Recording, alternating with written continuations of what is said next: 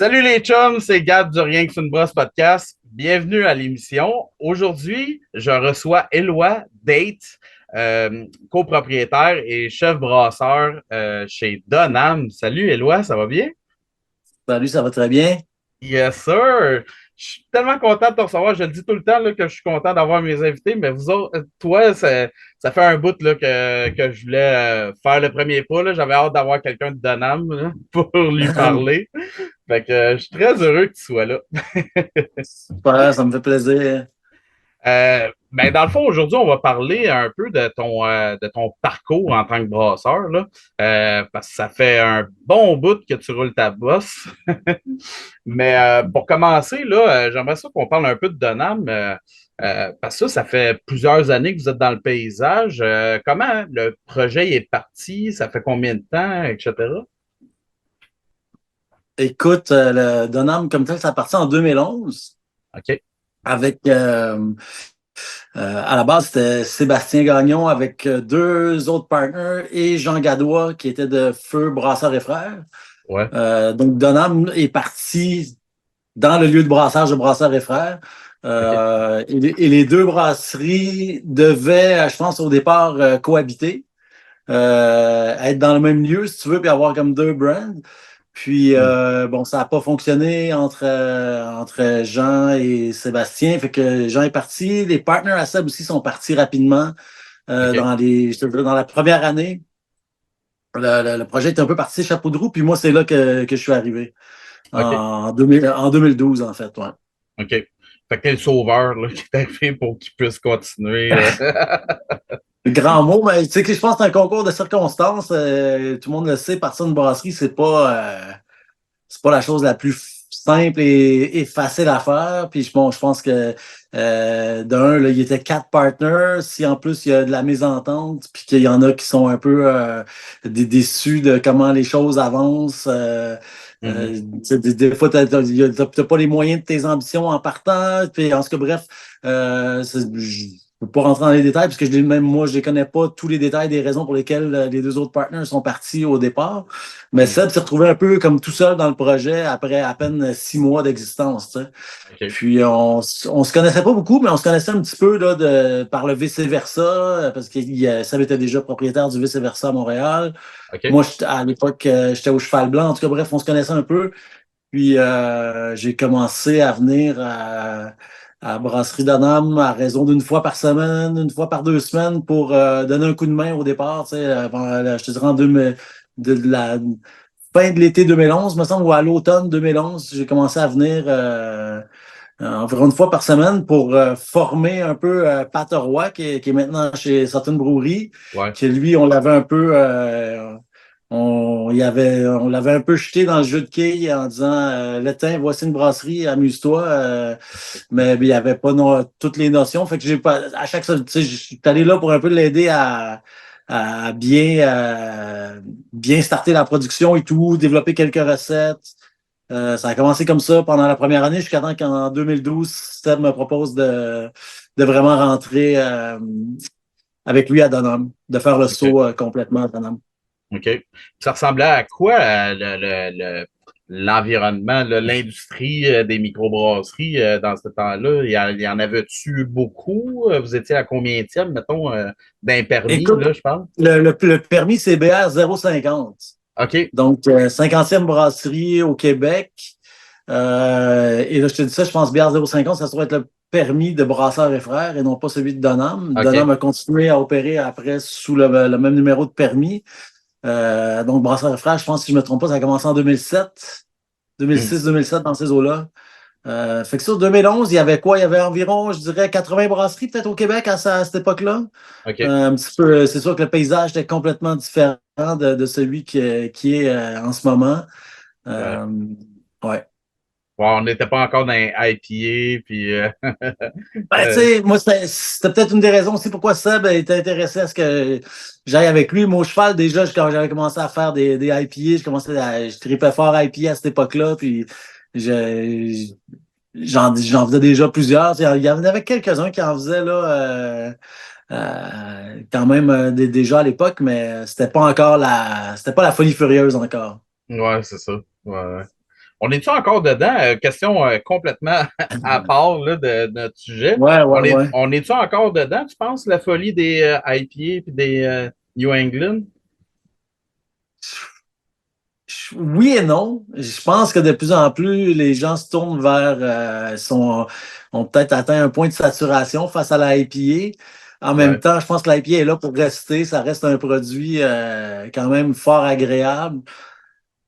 Je pense que l'IPA est là pour rester, mais je pense que aussi le haut de la vague est passé, d'après moi. Là. Je pense que les gens commencent à avoir envie d'autre chose que de l'IPA. Qui veut pas. T'as beau aimer ça, pas évident de s'envoyer 3, 4, ouais, 5 IPA dans une soirée. On dirait que le palais sature, surtout quand c'est des IPA très corsés, avec des gros houblonnages à froid super intenses. À un ouais, moment donné, des fois, tu as envie de boire de quoi de plus léger, ouais. qui, qui, Ben, raff- qui rafraîchit et qui fait pas juste annihiler tes papilles, là. ouais, c'est ça. Mais j'ai l'impression que même les brasseurs sont rendus là aussi. Là, tu sais, si je pense même juste à moi ou plein de brasseurs que je connais aussi, on dirait qu'on commence à s'écœurer un peu. Ben, pas à s'écœurer, mais je sais pas, c'est lourd. Puis là, on dirait Ah que ouais. même nous autres, même, on a tendance à aller vers les bières plus légères, puis plus fruitées, puis tu sais, d'explorer autre chose, là, dans le fond. Là. Mm. Ouais, je pense que les lagers aussi, tu sais, tout le monde. Je pense que les brasseurs trippent beaucoup sur les lagers de ce temps-là. Ouais. Ouais. Ça fait du bien, c'est ça. Ça fait du bien de boire des fois une bière sans que ça soit trop compliqué, que ça soit juste bon, agréable à boire, rafraîchissant. Ouais. On revient un peu à l'essence peut-être originale de la bière, là.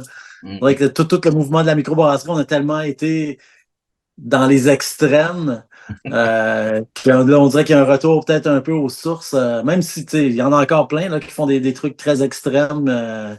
Puis il y a un ouais. public pour ça encore, je pense. Là. Mm. Si on parle un peu de toi, euh, Ouais.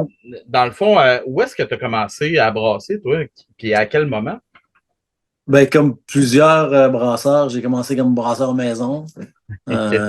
J'ai commencé, j'avais 19 ans, gros max, là, donc on remonte à 1988. Ah ouais, OK. Euh, dans ces eaux-là, là, 87-88, j'ai fait mes premiers brassins tout grain. Là. Moi, je m'étais lancé, tu sais, quand tu lisais des livres à l'époque, tout le monde te conseillait de commencer avec des extraits de malt et tout ça pour te Ouais, familiariser. Moi, j'étais comme non, puriste dès le départ. Je m'étais équipé pour faire du tout grain. C'était assez archaïque, là, je l'avoue, mais quand même, c'est comme ça que la passion a commencé. OK. OK. Avant de commencer vraiment à travailler là-dedans, tu sais, Hmm. j'ai j'ai comme été brasseur à maison pendant une dizaine d'années, facile, là. OK. OK.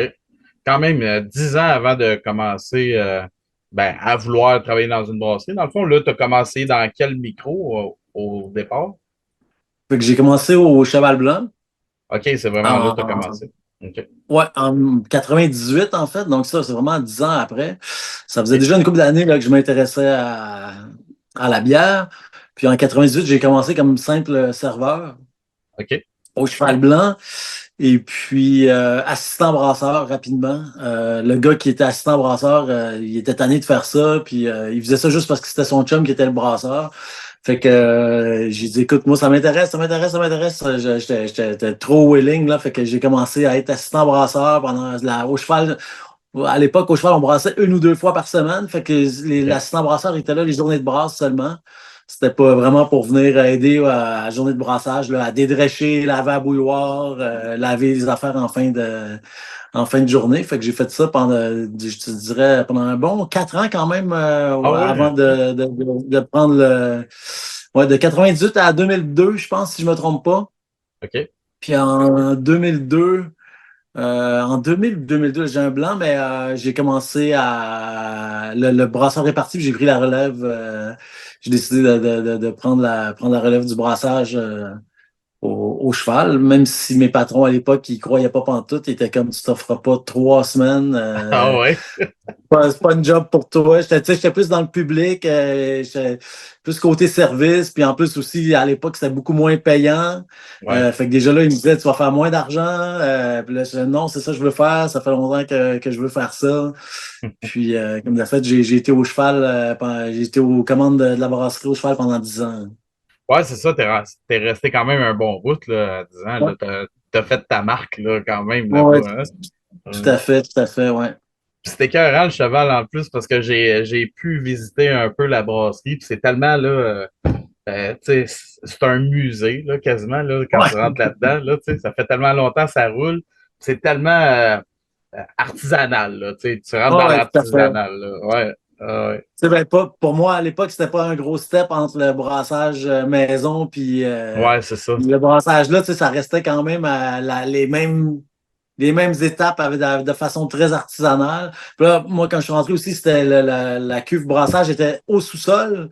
Sûrement OK, que tout ce que tu as vu maintenant, il y a la salle de brassage est à l'étage qui donne ouais, sur la rue et tout. Mais à l'époque, c'était au sous-sol, avec la bouilloire qui donnait à l'étage, les fermenteurs qui sortaient de terre à l'étage. Fait que c'était comme wow, sur deux paliers. On mâchait en bas puis on bouillait en haut. C'était assez spécial, ouais. wow, oh boy, OK, c'est de la job, là, parce que quand même, même là, tu sais, je l'ai vu, puis tu sais, c'est beaucoup d'escaliers, des petits raccoins, fait que tu sais, c'est... Ouais, ouais, tout En à tout cas, fait. te déplacer puis déplacer tes affaires là-dedans, ça doit être quelque chose pareil, là. Ouais, absolument. Ouais, non, c'était sportif, là. Recevoir les poches de grains, on avait une chute. Les poches de grains arrivaient sur la rue en avant, puis ça descendait la chute. Il fallait réceptionner les poches en bas. C'était une bonne école, hein, pour commencer. Ah, tout à fait, absolument. Puis après ça, où est-ce que tu as été? Ça a été quoi les autres brasseries que tu as passées? Ben, c'est ça, directement, je me suis retrouvé OK, directement à c'était Donham. direct chez Donham, Ouais, OK. ouais, ouais, absolument. Direct chez Donham. OK, OK. Wow. Puis, est-ce que tu considérais que tu as toujours voulu travailler en brassage ou si tu t'enlignais ailleurs au départ? Ben, dès que j'ai commencé à faire du brassage maison, l'idée était derrière la tête d'un jour travailler là-dedans. C'était vraiment quelque chose qui me tentait, même si je suis allé faire des études en histoire. Moi, j'ai fait un bac en OK, histoire OK, que j'ai pas complété. D'ailleurs, il me manque 3 crédits, c'est ridicule, mais j'ai tout fait mon bac sauf le dernier cours parce que j'ai commencé à travailler en brasserie et tout. Je savais que ma voix était là, fait que je m'en suis foutu du bac un peu. ouais. Ce qui était un peu niaiseux de ma part, mais bon, c'est un autre sujet. Ben, donc, c'est ça. Fait que tu sais, j'avais vraiment envie de ça, je rêvais vraiment de ça. Puis les premières années, il y avait pas de micro, tu sais, moi j'étais à Montréal, il y avait la mer à boire, il y avait le cheval blanc, il y a Dieu du ciel qui est arrivé en 97. Mhm. Mais sinon, avant ça, puis t'avais Belle Gueule et Saint-Ambroise dans les plus gros. Ouais, Mais puis, à l'époque, il y avait Brassal aussi, puis il y a des brasseries qui n'existent plus, là. Mais tu sais, il y avait pas beaucoup d'options là, pour aller travailler dans le milieu. Il fallait vraiment que. Puis moi, c'est comme un peu une loc. Jérôme Denis, qui était propriétaire du Cheval Blanc, on s'est rencontrés parce qu'avant d'être au cheval, j'étais gérant d'un café à l'Usine C à Montréal, un théâtre bien connu à Montréal. Je gérais le café, puis j'avais fait rentrer des bières de micro, Saint-Ambroise, le Cheval Blanc, puis la brasserie des Quatre Temps aussi, qui était à Saint-Hyacinthe à l'époque. J'avais OK. fait rentrer ça. Puis on était devenu un peu. C'est Jérôme souvent qui venait livrer les affaires. Puis il voyait que j'étais super intéressé par la bière, que je connaissais bien ça. Puis c'est lui qui est vraiment venu me chercher là à la fin de la saison. Là, il y avait tout un break estival de théâtre. Il n'y avait pas de pièce de théâtre pendant l'été, donc le café fermait. Puis c'est là qu'il m'a. À la fin de la saison, il m'a dit j'aimerais vraiment ça que tu viennes travailler avec nous autres au Cheval Blanc. Puis même si c'était juste comme job de serveur, moi, vu que c'était dans le milieu de la microbrasserie, j'étais all-in, là. J'étais comme let's go, oui, on y va. Ouais. Puis c'est drôle parce que à cette heure, tu sais, à ce moment-là, tu sais, dans ce temps-là, excuse-moi, je ne veux pas te faire paraître pour vieux, là, mais, Non, non, ça. mais dans ce temps-là, les brasseurs amateurs, ils rêvaient de travailler dans une microbrasserie, puis maintenant, les Ouais, brasseurs amateurs, ils rêvent de s'ouvrir une microbrasserie. exactement. C'est Ouais, quand même drôle comme clash, là, entre les deux. ouais, tout à fait. Mais il n'y en avait pas encore à cette époque-là des brasseries du monde qui avait ouvert comme ça. Là. Ben, Jérôme, c'en était un peu un, mais tu sais, souvent des gens qui arrivaient. Ben, je peux pas dire ça, c'est vrai que là, tu sais, mettons, le départ de Boréal, de Saint-Ambroise, c'est quand même parti de tout petites affaires artisanales aussi. Là, tu sais, Mhm. sont devenus rapidement plus gros, mais il n'y avait pas tu sais, le modèle, mettons, de Oval ou de brasserie plus petite comme ça qui veulent faire des petits trucs. Il n'y en avait pas encore d'exemple, mettons, ici au Québec. Là. Ouais, ouais. Puis, au départ, là, quand tu as commencé à brasser chez vous comme en amateur, c'est quoi qui t'a donné le goût au départ? C'est quoi qui a amené ça dans ta vie? J'habitais dans le Myland, près de la rue Bernard, Esplanade, dans ce coin-là, puis il y avait un bar qui s'appelait le Futambule, qui était OK. juste à côté de là. Puis c'était un bar qui était spécialisé dans les bières importées. Puis je me rappelle encore la première bière. J'allais là une fois à l'occasion, tu sais, c'était un resto, on allait là manger avec ma blonde. Puis à un moment donné, je m'étais commandé une Het Capitale ABT. Je m'en rappelle encore, là. C'était une bière belge à 12% d'alcool, grosse brune. OK. J'avais goûté à ça, puis j'avais fait, qu'est-ce que c'est ça? C'est pas buvable. J'avais trouvé ça atroce. Tu sais, je trouvais que ça goûtait le charbon brûlé. C'était des goûts là, auxquels j'avais jamais été en contact avec ce genre de goût-là dans la bière. OK. Ben, ça m'a intrigué assez que je me suis mis à essayer d'autres. À chaque fois que j'allais là, je goûtais d'autres affaires. Donc là, c'est là que j'ai goûté ma première chauffe, mettons, puis de la chimée bleue, des affaires de même. Puis j'ai je me suis tranquillement mis à triper sur ce genre de bière-là. Puis ça, c'était des types de bières qu'il n'y avait pas au Québec encore à l'époque. Là. Il y en a eu un peu après ça, Seigneurial, Unibrou, bien sûr. Là. Ouais, ouais. Qui ont contribué à faire découvrir tout ça. Mais au début, c'était vraiment par les bières importées que je me suis mis à triper sur la bière. Ah, OK. C'est Ouais. intéressant, c'est la première fois, parce que là, ça fait plusieurs parcours de brasseur. Là, c'est la première fois que quelqu'un me parle de bière importée comme sa Ouais, première bière. Ça change. D'habitude, c'est une Hibrou ou, tu sais, ouais, ben quelque c'est chose de ça. même. L'Hébrou est arrivé juste après, puis effectivement, un Hébrou, moi, j'en ai bu là, quand ça a sorti, c'est clair que je tripais là-dessus ben raide. Là, la seigneuriale aussi qui était là. Ouais. Mais c'est vraiment les bières importées qui m'ont ouvert les yeux là-dessus. Là. OK. Il y avait Toi? pas, il y avait comme deux, trois places à Montréal. Il y avait la Maison des bières importées en face du métro Papineau, une place qui n'existe plus maintenant. Il y avait le Funambule sur Saint-Denis, puis le Futambule sur Bernard. C'était les trois seuls endroits, je pense, où tu pouvais avoir de la bière importée autre que de la Duvel, parce que tu sais, à SAQ à l'époque, tu pouvais trouver de la Duvel, puis peut-être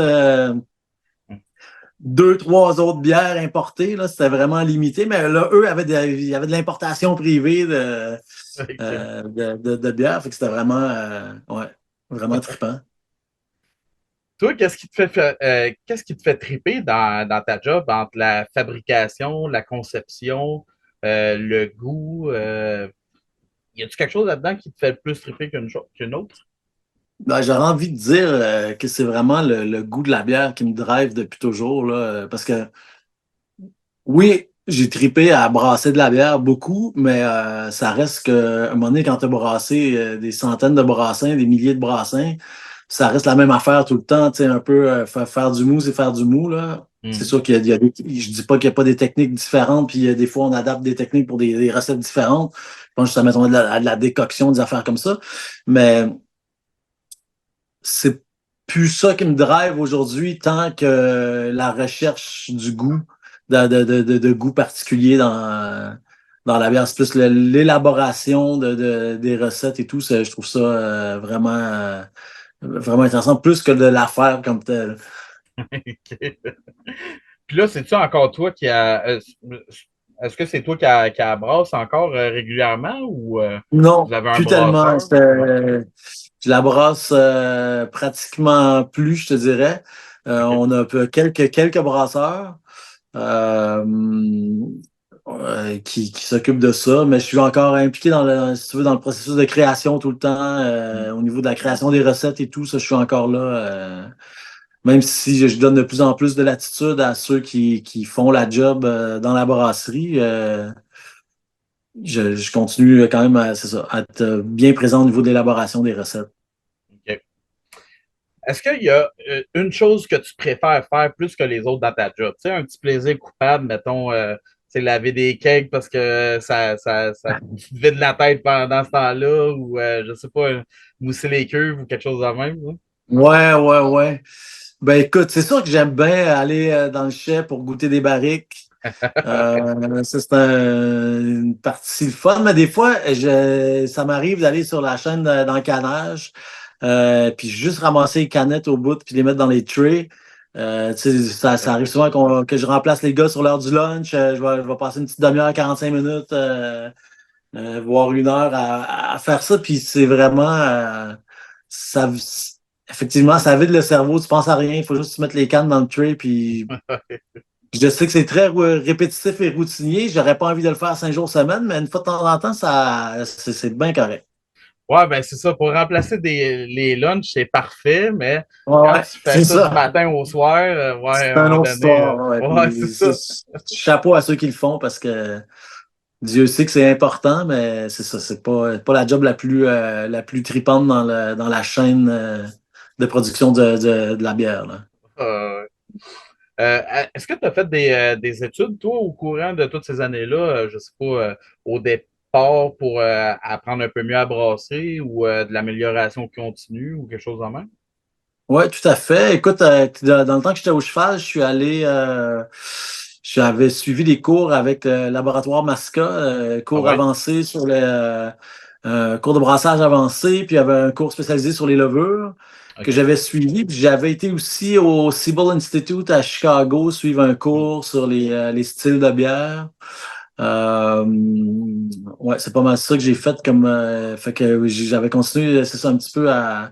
Puis ensuite, beaucoup de littérature, tu sais, avec la Brewers Association, tout ça, tous les livres qui Ouais, sont ouais. sortis. J'avoue que je me suis tapé tout ça allègrement, là. Ouais. Ben, t'as l'air de quelqu'un qui va se taper tous les livres, tu sais, sur un sujet qui sont disponibles, là, ouais. Ouais, tout à fait. Après autant d'années dans le brassage, parce que là, dans le fond, ça fait quoi? Ça fait 23 ans que tu es dans la micro, puis Ouais, 33 dans le fond que tu brasses. ouais. Fait que ça fait quand même un bon bout que tu es là-dedans. C'est quoi? Qu'est-ce que tu dirais qui est ton moteur pour continuer dans cette industrie-là? Ben, comme on disait, je pense encore l'idée du goût. Ben, c'est une bonne question, tu sais. En fait, des fois, je me pose la question, je suis comme, hey, ça fait quand même longtemps que je fais ça. C'est sûr qu'il y a plein d'autres choses qui me passionnent maintenant dans la vie aussi. Tu sais, j'aurais plein de raisons de dire, OK, j'arrête ça, puis je m'en vais faire d'autres choses, là. Je m'en vais jardiner ou faire de la sauce piquante ou mais je pense que moi depuis tu sais avant même on n'a pas parlé mais avant d'être brasseur j'ai été cuisinier. OK? Ben, j'ai tripé sur le vin, je tripe encore sur le vin, je tripe sur le whisky, tu sais je m'en sors pas. Je suis vraiment dans cette roue-là du goût puis des saveurs. C'est ça qui me passionne dans la vie. Et j'aime la bouffe. J'ai la chance là, d'habiter en campagne puis d'avoir un beau gros jardin. Je veux me mettre une serre bientôt. Tu sais, c'est vraiment, il y a des trucs. Mais c'est ça, je trippe je trippe sur le goût, je pense, à tous les niveaux. Puis la bière, ça fait partie de ça. Ça, c'est un peu pas juste un hasard, mais j'aurais pu m'en aller en cuisine autant que j'aurais pu continuer, tu sais, que j'ai fait, je suis devenu brasseur. Donc, Hmm. fait que, qu'est-ce qui me motive, c'est ça, je pense que si je n'étais pas brasseur, je suis pas mal certain que je serais dans quelque chose de connexe, qui est dans la gastronomie, dans l'agriculture, peut-être, je sais pas, mais je serais dans quelque chose qui est dans un milieu, ne serait-ce que connexe, si c'est pas directement relié, là. Ouais. Je pense qu'on est beaucoup de brasseurs à se ressembler beaucoup parce que moi aussi, je suis tombé bon, dans le jardinage, avoir mon petit jardin, mais aussi les sauces piquantes. J'ai commencé à faire des lacto-fermentations aussi de mes Mhm. légumes. Euh, Moi aussi, là, je capote, là, je suis là-dedans. Puis, je pense qu'on est tous un peu pareils. Ouais, ouais, c'est clair. Ouais, c'est la fermentation aussi, les lacto-fermentations, Exact. tellement le fun. Ouais, ouais. Ouais. Est-ce que tu dirais que tu as une brasserie préférée, toi? Ben, je sais pas. Mais tu vois, là, je suis en train de boire une Orval pendant qu'on se parle, puis je t'avoue que c'est pas anodin parce que c'est vraiment. Ben, j'ai jamais visité la brasserie, je pourrais pas parler de la brasserie comme telle, mais je trouve que c'est une bière mythique qui est tout le temps bonne, ça depuis toujours. Tu sais, tantôt, je te parlais avec une des premières bières, j'ai vu c'est la Ed Capital ABT. Je suis Mhm. pas mal certain que si je rebuvais ça aujourd'hui, je ne triperais pas tant que ça.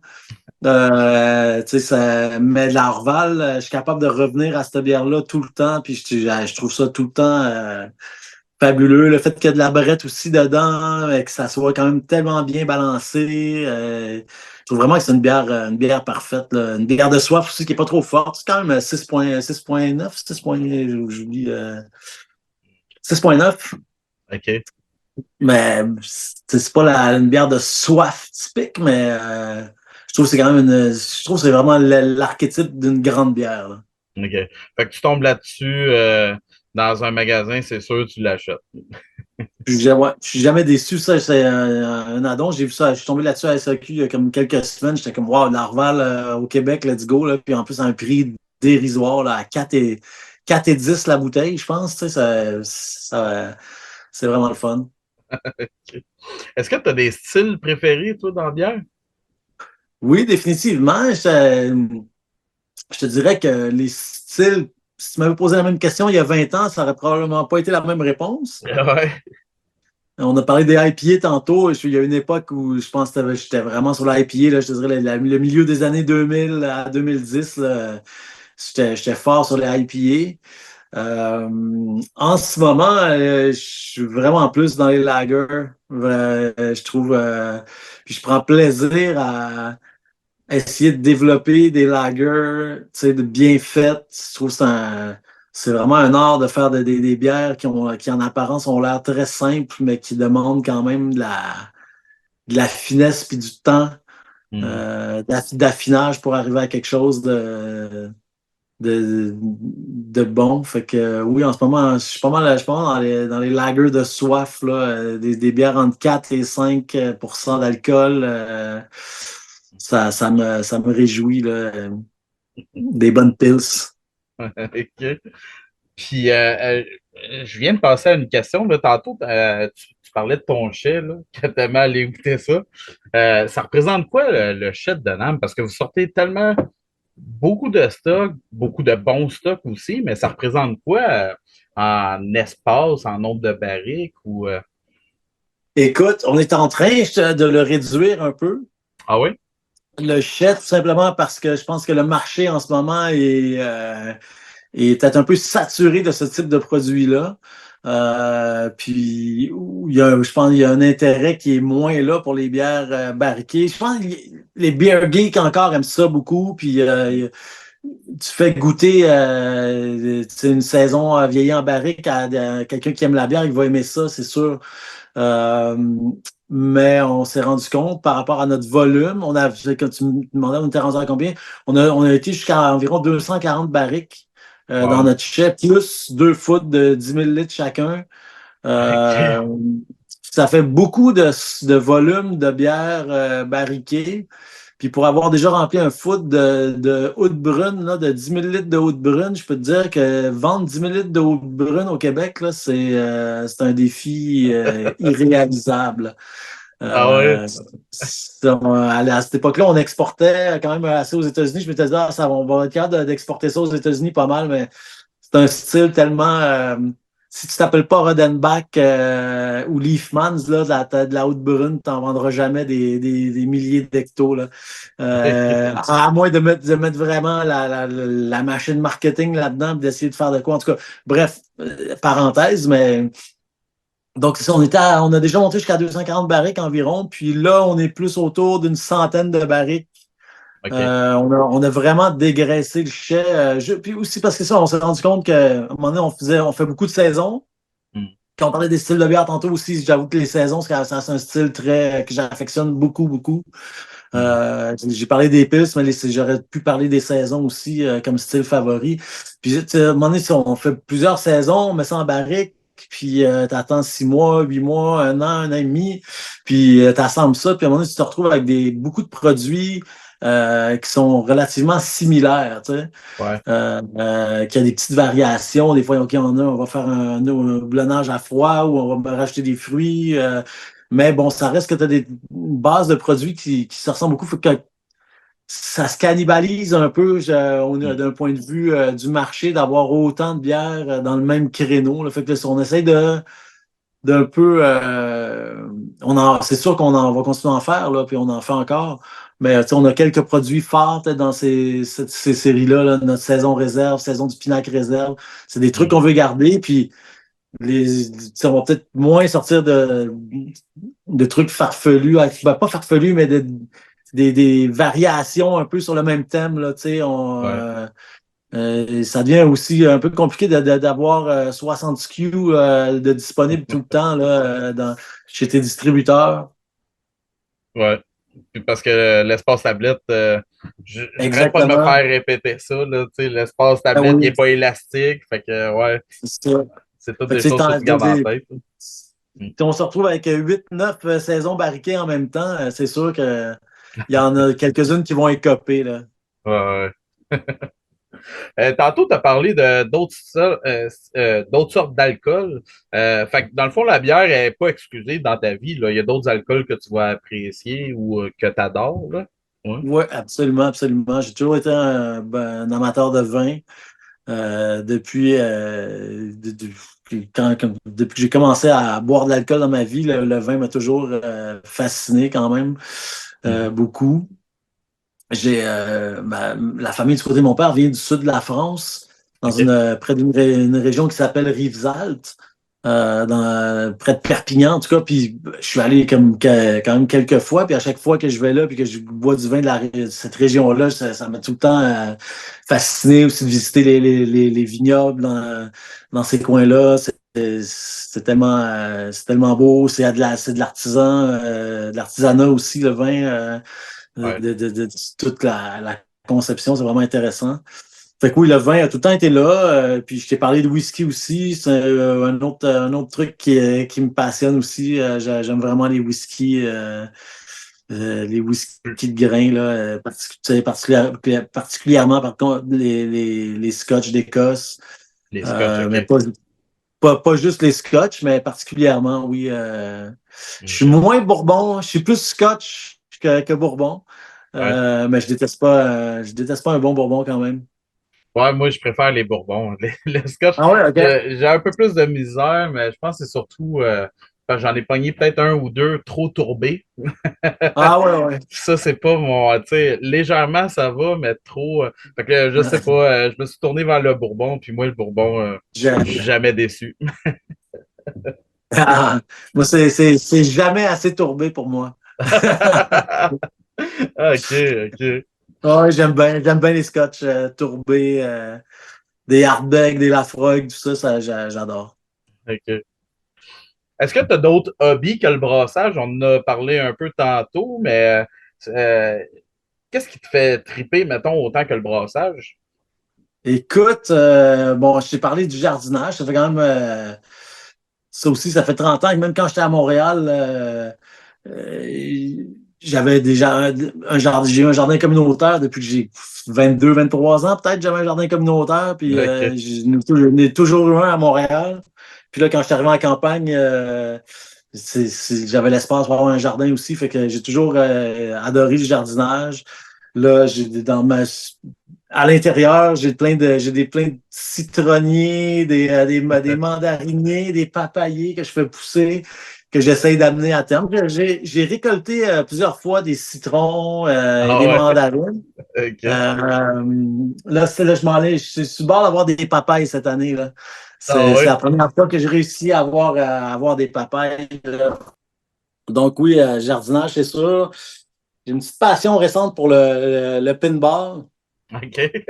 Les machines à boules, je me suis mis à faire des tournois de pinball récemment avec Simon Gaudreau, qui est un des partners à Donham, qui m'a comme un peu introduit à ce milieu-là. Puis je suis un peu devenu crinqué de pinball.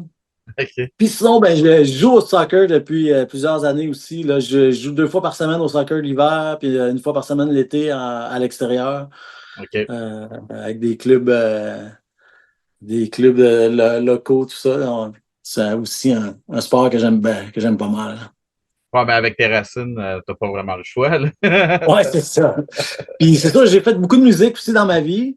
Ouais, J'ai été musicien longtemps. Là, j'en fais plus vraiment depuis 5-6 ans. Là, depuis que j'ai déménagé à Donham, j'en fais plus. Mais ça, j'ai toujours été un grand amateur de musique, là. mais de base, c'était vraiment à toi, parce que si je faisais je googlais ton nom, là, je tombais sur, je me souviens pas des pages un peu qui décrivent l'artiste, mais il n'y a jamais de photo, fait que je n'étais jamais sûr si c'était toi. Ah ouais, ouais, ouais, ouais, c'est ça, c'est moi, là. OK, OK. J'ai Tu jouais de la basse? C'est ça, joué de la j'ai basse, ouais, vu? puis de la Ouais, guitare dans plusieurs bands. Un band avec qui j'ai joué longtemps qui s'appelait Jérémy Mourant. OK, Dans les années 2000, avec Urbain Desbois, qui était un petit peu plus connu. Puis j'ai travaillé avec un gars qui s'appelait Jerry Snell aussi, OK. avec lequel je me suis retrouvé à voyager en Chine, à Taïwan, Ah ouais, Hong Kong, faire des tournées. C'était des shows un peu plus à plus grand déploiement, là. C'était des shows multimédia, un peu qui impliquaient du cirque aussi, en tout cas. OK. Ouais, c'est ça. Ah, c'est hot. Toi, as-tu des projets pour le futur? Où est-ce que tu te vois, mettons, dans 5-10 ans, là? Je pense comment il faudrait que je me voie à la retraite là, dans 10 ans. Bonne question, bonne question. Des fois, on pense pas tout le temps à ce qui s'en vient, mais il faudrait peut-être que je commence à y penser où je me vois. C'est sûr, pour l'instant, je suis vraiment bien dans ce que je fais ici à Donham. Tu sais, j'ai une famille, j'ai 2 enfants qui vont à l'école à exactement 2 minutes de la brasserie. Donc, tu sais, j'ai comme une qualité de vie. Je drop mes filles à l'école le matin, puis 30 secondes après, je suis au bureau à Donham. C'est comme, puis je suis à 3 minutes de la maison. Fait que, tu sais, c'est comme c'est vraiment là-dessus, c'est vraiment plaisant. C'est le rêve. Ouais, tu sais, en tout cas, comme en tant qu'ancien Montréalais, je m'ennuie pas d'être pogné dans le trafic ou de faire 45 minutes de vélo pour aller quelque part. Écoute, j'aimais ça faire du vélo à Montréal, mais Ouais. ouais, c'est ça. Mais où je me vois, bonne question. Bonne question. Ouais, faut vraiment. On verra dans Ouais, 5-10 ans. c'est ça, il faudrait que j'y réfléchisse. Ben, c'est sûr qu'un jour, j'aurais envie de prendre ça plus mollo, sûrement, d'être un peu moins impliqué dans les opérations au quotidien, éventuellement, c'est sûr. Hmm. Puis, si là, tu es embêté, attends la prochaine question. Où est-ce que tu vois Donham, mettons, dans 5-10 ans? Où est-ce que vous voyez ça, cette entreprise-là? Bonne question. J'espère qu'on va être encore là, premièrement.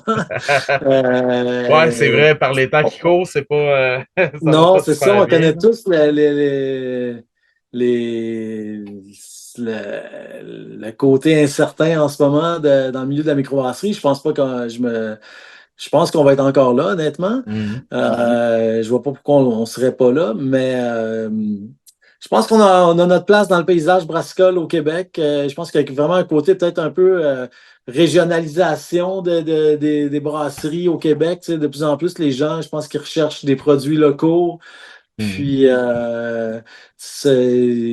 pour nous, c'était un repositionnement un peu, pas on avait délaissé ça, mais tellement eu une montée un peu fulgurante dans les années de 2013 à 2017-18, si tu veux. T'sais, on s'est mis à exporter, la production a augmenté. Oups, là, on est complètement dans une autre dynamique. L'exportation, on en fait encore, mais on sait pas. De toute façon, c'est pas viable pour une brasserie de notre 16 de vivre de l'exportation. C'est trop. Ça serait complètement utopique, puis ça fait pas de sens. Tu sais, ça fait que en ce moment, c'est un peu ça qu'on fait, vraiment de recentrer nos affaires sur nos racines locales. Hmm. On veut avoir une belle présence locale, puis on veut être présent dans la communauté, puis que Donham, la brasserie Donham fasse du sens dans la communauté de Donham.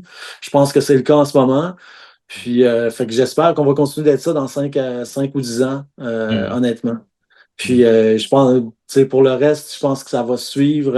Il y aura tout le temps, tu sais, malgré ce qu'on vit en ce moment dans le milieu de la microbrasserie, je suis certain que dans 10 ans, il va y en avoir encore beaucoup de microbrasseries, puis ils Ouais. vont être encore pertinentes, puis la bière va être encore là parce que les, les- les gens vont continuer d'avoir envie de boire de la bonne bière. Hmm. Puis c'est pas parce qu'il y a une crise économique en ce moment que tout ça va s'éteindre, là. Tout ça va se relever, je pense, et continuer. Ouais. Dans le fond, tu sais, depuis des années, on se dit qu'un jour, ça va virer, ça va devenir plus des brasseries tu sais, sur le local, là. Puis là, je pense Mhm. qu'on est comme arrivé finalement dans la transition Ouais, c'est ça, vers des brasseries plus locales, puis gager un peu plus sur la ville où est-ce qu'on est, plutôt que ouais, d'essayer de s'exporter un peu trop. Ouais. exactement. Puis tu sais, même à l'exportation aussi, c'est souvent une réponse que j'ai des gens avec qui on fait affaire, c'est que, par exemple, en France, quand on a commencé à exporter en France, il n'y avait pas beaucoup de microbrasseries, puis la qualité Mm. n'était pas au rendez-vous.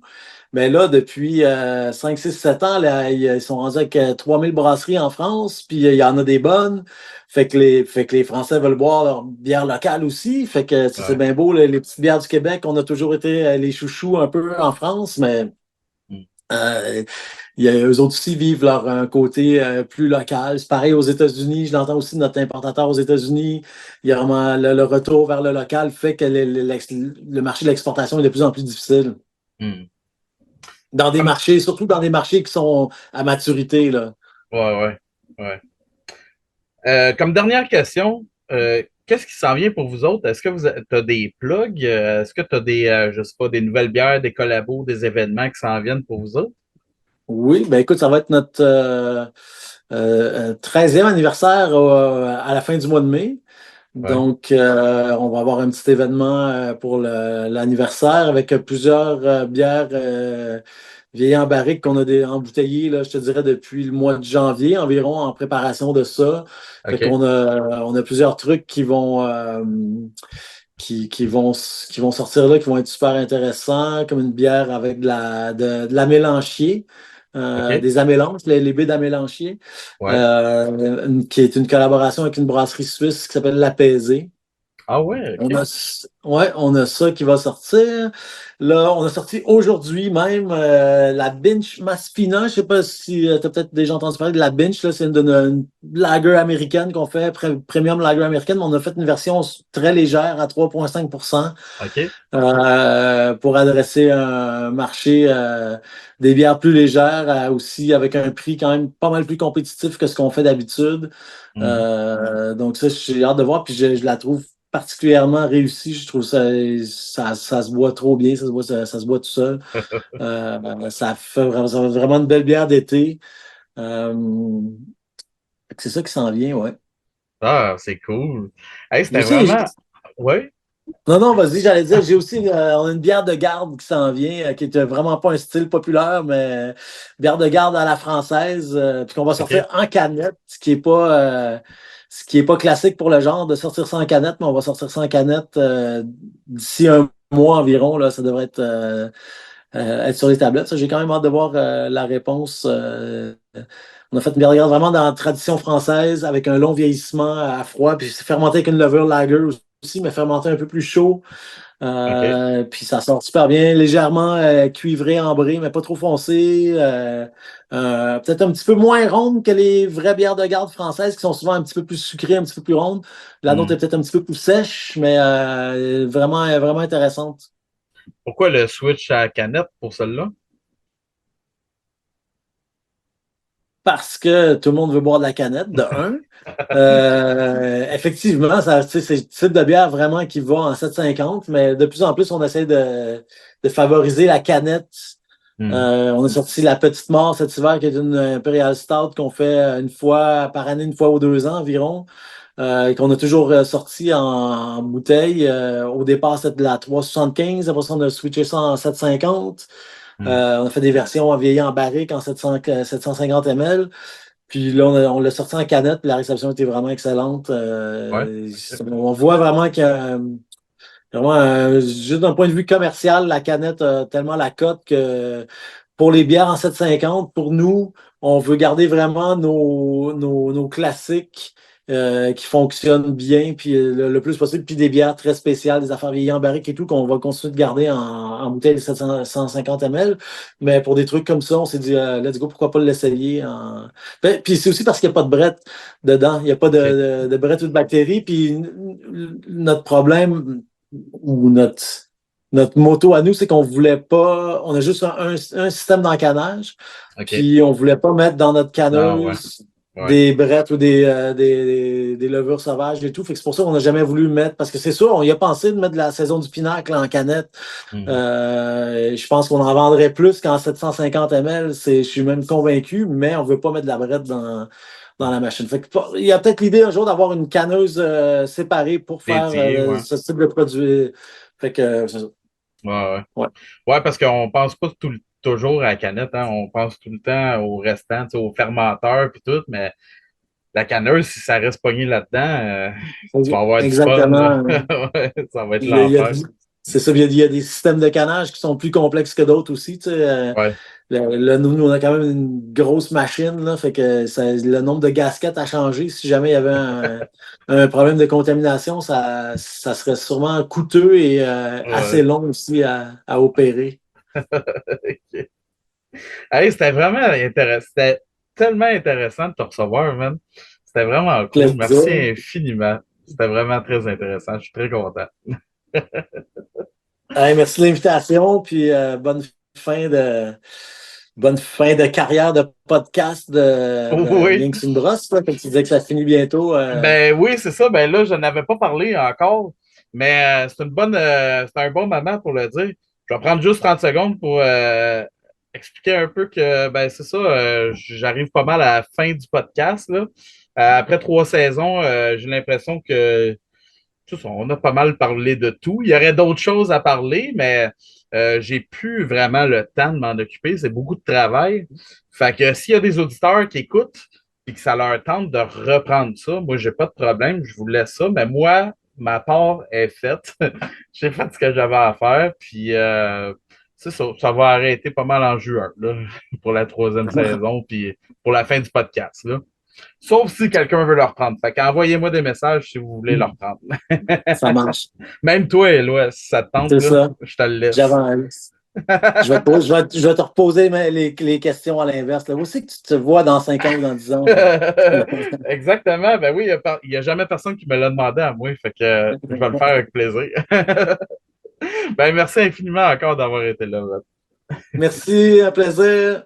Puis à vous autres, les auditeurs, je vous dis à un prochain épisode. Cheers! Cheers.